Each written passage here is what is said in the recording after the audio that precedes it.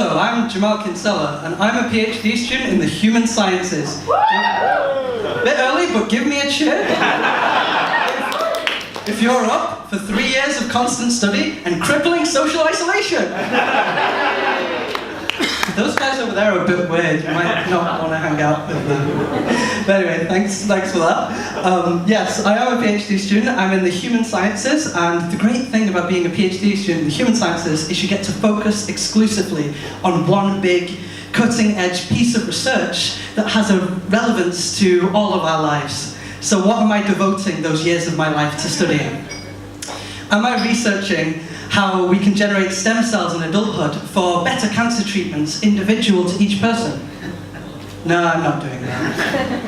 Am I using my mental health training to investigate and try to solve problems in academia due to the mental health crisis affecting all academics?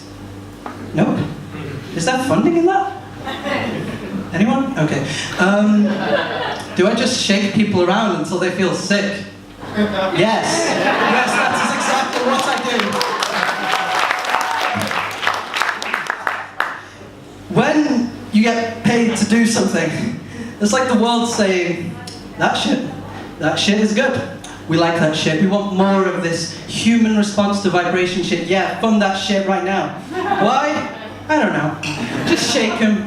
Just do it. We'll find something once we've done enough. Gender studies? Why would we fund gender studies? We've got equality, right? We're all happy. Women, when they walk up their own at night, don't feel safe. Oh, well, they probably just want to stay inside. They're happy. Men, they're not able to talk about their feelings. Well, they're probably happy out there. That's why they're not doing it. The histories? Why would we fund the histories? What are they good for? This is the past. We know what happened. It's written down. Why do we need to look at it anymore? Britain single-handedly brought civilization to all the known world. It's solved. Now what we need is someone putting people in a chair and exposing them to really uncomfortable vibrations at a series of 13 ranging from 0.5 to 8 hertz. That is important.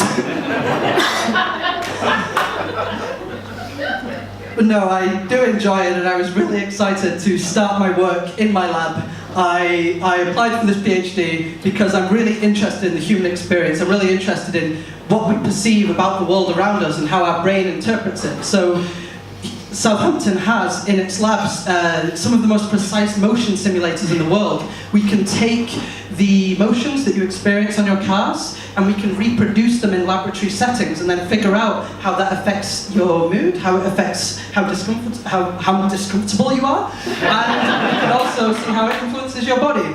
So I'm really excited to start working with that really technical equipment. So I go to my supervisors and I say, I want to start with my first experiment. And they say, yeah, you'll need to experience the vibrations first on the horizontal vibrator. And I'm like, okay, this is probably just some mistake. It's probably just their shorthand. They've been in the industry for a while. It's fine. But just to be safe, I figure when I get to the lab, I will check the logbook and make sure that the motion simulator, hopefully, is actually as sophisticated as I thought. So I do just that. I have my training, I learn how to do it theoretically, and then I go into the lab, and I go into the logbook, and I finally find the receipt, yes! And it says, 1 meter hydraulic horizontal motion simulator, yeah. £85 from Ann Summers, for fuck's sake!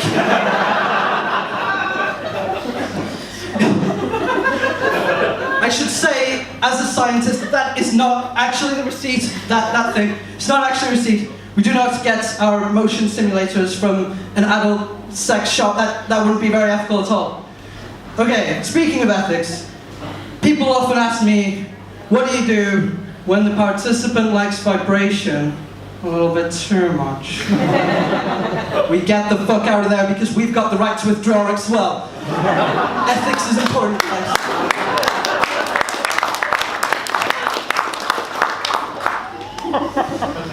You need to communicate well, both in and out of the lab. So a funny story for that is I was sitting in a car with a friend, and he's feeling a little bit sick. So he says to me, Jamal, I'm feeling a little bit sick. You study this, don't you? What's going on? Why am I feeling sick? So I say to him, I'm also feeling a little bit sick. Really fucking sick of the lack of understanding in the general public about sensory rearrangement theory. And then I throw up in his face. It's really important to be ethical in the human sciences. The participants do this as well, though. You put them on the vibration machine, whatever it's called, vibrator, simulator, don't care. You put them on the machine. And they say stuff, honestly, like, oh, that one made me feel a little bit sick, like being on a roller coaster. But because I'm a scientist, you have to follow lab protocol. You have to say just the right thing. So, paraphrasing a little bit, but I have to say something like, do not give me this metaphor shit, and I cannot choose qualitative data. Oh yeah, just tell me what uncomfortable you are. Sorry, I'm shouting at you. I can't use words! It must be numbers! Really important to be ethical in the human sciences. And I know you guys would probably lose your cool, but we can't mess up this stuff. But I study discomfort, but I can get uncomfortable too. What's that about? Why? Why isn't it stopped? So, funny story for that is I'm with my supervisor in the lab, and we're going through a checklist of what needs to happen for the experiment, lots of details and science. So she says, oh, make sure you take photos of all your participants when they're on the vibrator, because we'll need to reproduce the lab setup, and their posture is really important. So even though it's weird to just take someone's photos when they're on some vibration machine or something, whatever it is, I do it because it's, you know, it's lab protocol. But then she says, oh, actually, you should, well, it's really important to know the precise level of thigh contact in human vibration research. So we're going to need some photos of thighs up close. And I'm like, well, if you say so, I guess if you say it's okay and you've done it before, it must be a normal thing in this field. So I do it. I crouch down, I get real close, start taking photos of some thighs. And then, if this was my participant, she'd be like, whoa, why are you doing that? Can you just not have that photo, please? And I'm like, why? What's the issue? My supervisor would do this all the time, and she didn't have a problem. Why? Oh. She is a small Japanese lady, and I'm a hairy fat man. Yeah, so I've told you a lot about my set. I haven't really told you why I'm doing all this weird stuff, so I should probably do that before we think I'm a very different kind of scientist. Well, I always go back to that song. It's that song everyone thinks of when they think of human vibration work, you know? It's all about having good feelings and excitations all around. I like big butts and I cannot lie. Because that's honestly what the research is like.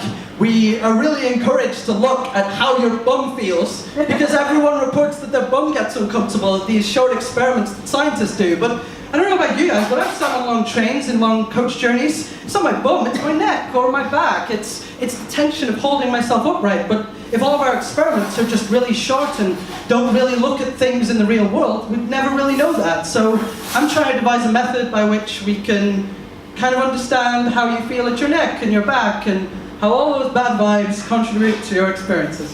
Thanks for listening.